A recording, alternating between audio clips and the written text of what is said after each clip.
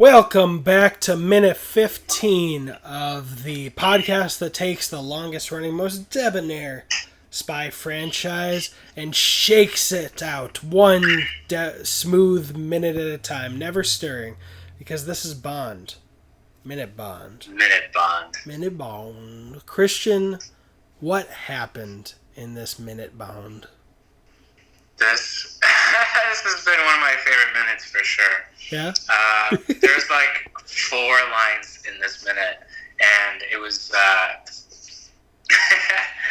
we were both laughing at the same time, because M is like, oh, 007, and James is like, yes, and M's like, leave the fucking Beretta, I saw you take that shit. That was so good, and then he's like, oh fuck, yeah, it's under the box, and he puts it down.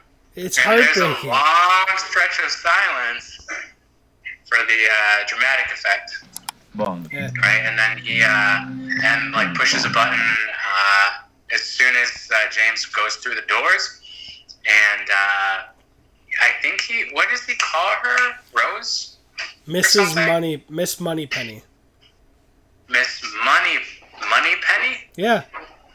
Oh man, I really need subtitles. That's where I got this outro, is from her name. And also the line in Casino Royale where Vesper introduces herself as, I'm the money, and he just looks at her and goes, every penny of it. Yeah.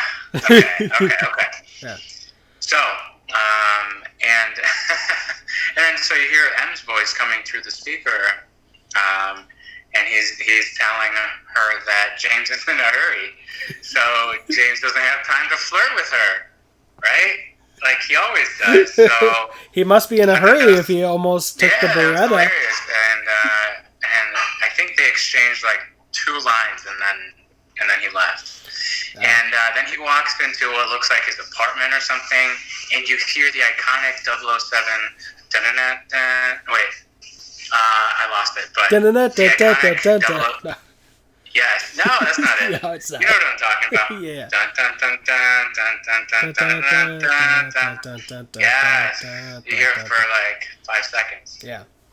Yeah, I love that. Yeah, this is so playful. I had to go back to the previous minute really quickly to make sure, because I couldn't remember if he had put it in his holster or if he had put it back in the box, because he just gifts her the empty box.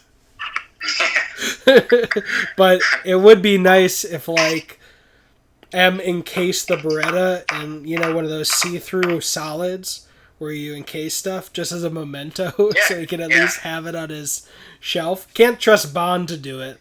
No. But he would just use it on missions.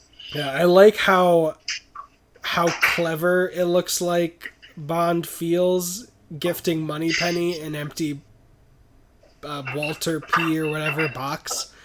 He's like, here you go. You're welcome. That was good. Yeah, but then... Yeah, a lot of silence in that minute for sure, right?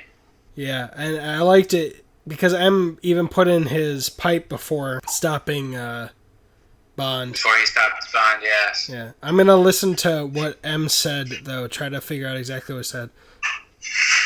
Ha ha ha! You were completely right about stopping the flirtation, because he says, oh, Miss Moneypenny, forget about the usual repartee. 007's in a hurry.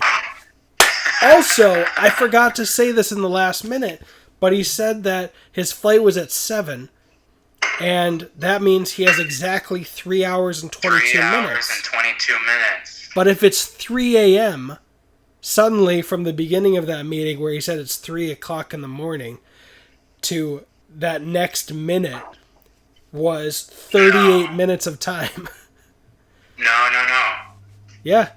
I know he said it was 3 a.m., but it could have been 3:25.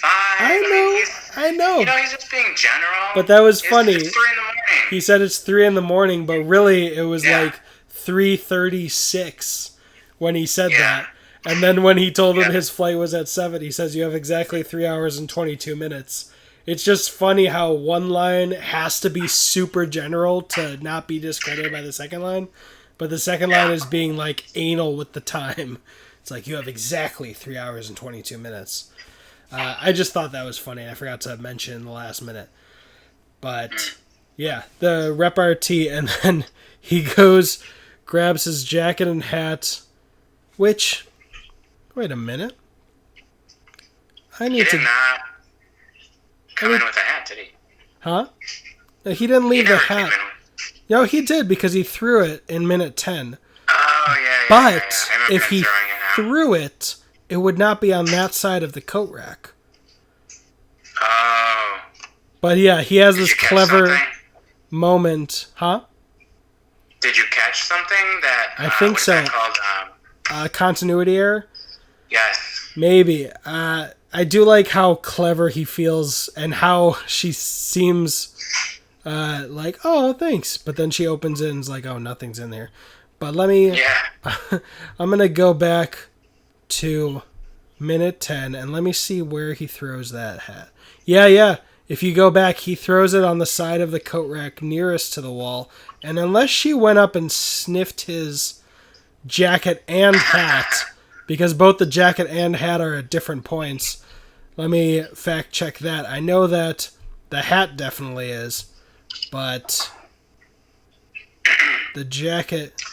Well, it's going to be a lot easier, I think, to catch continuity errors since we're breaking it down minute by minute, almost frame by fucking frame. But yeah, both the jacket and the hat were on different hooks.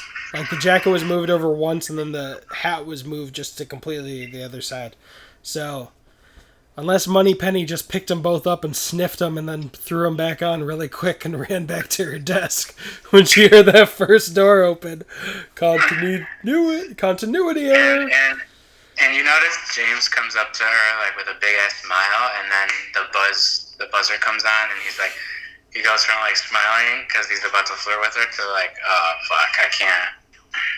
This guy was cock blocking. Oh yeah, literally. He has his mouth open to say something clever. Like, oh. Yeah. Alright, what do you think he was gonna say? Because I have a guess.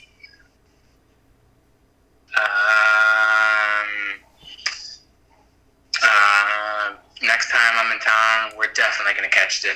Something like that, right? Something about dinner. Probably. He always talks about taking her out, but never actually takes her out. My guess was that he'd be like, allow me to show you my new gun. Like pretending he loves it. That would have been really good. Reality, he hates that he had to give up the Beretta, but, to save face and in front of other people, I bet he'd be like, I got this great new gun, so much better than my Beretta. Yes. That would have been awesome if he did that. Alright, but let's look at a couple details in his house, apparently. Again with green, there's a lot of green, which I like. Like, green's my favorite color, but you don't usually see it. Are you talking about the walls in his apartment? Green and gold. It's the Kingsman logo. Oh my god. Like, that's the Kingsman logo, is a green logo or a gold logo on a green flag. I would love to know if they got it from this design of Bond's first apartment or flat or whatever. That's interesting. But yeah, we get like these eagle shelves on the walls, a couple seats or chairs, a white phone by his entrance. He goes over to that desk where the phone is. Looks like he's got a message or a letter or something. Yeah, this might be a hotel suite. I don't know yet. Yeah, we'll find out in the next minute. Yeah, he is very familiar with the place because he flips the switch on while kicking the door closed. And also, his door has a mail flap. Like... Oh, yeah. But, so somebody went in his room and put it there. Well, I mean... Yeah, if it's up there and he didn't do it, someone had access to put it there. But it's interesting that his door has one of those mail flaps, like the Harry Potter door at the Dursleys. Yeah, that's definitely. I mean, that could be an apartment or a hotel. Yeah, for sure. But he's got a area rug and a book and a statue, and this. It looks either like a fancy mirror or a fancy clock near the door or near the table he's picking up the note from. Yeah, probably a clock. And he's about to throw his jacket down. He has a second jacket? What's that? Oh, he must have picked up some dry cleaning. No, the jacket that he had. No, he only had a hat. He only had a hat hanging on the thing, right? Yeah, but now he has. And then he picked up a hat and a jacket. Then. No, he's. Oh yeah, you're right. Yeah. Okay. Because for a second that looked like it might be a dry cleaning bag. You are correct, sir. All right, that's what I've got for this minute. Anything else? Nope. All right, that was minute 15. My name is Christian. I'm Brian. And that was money. Every penny of it.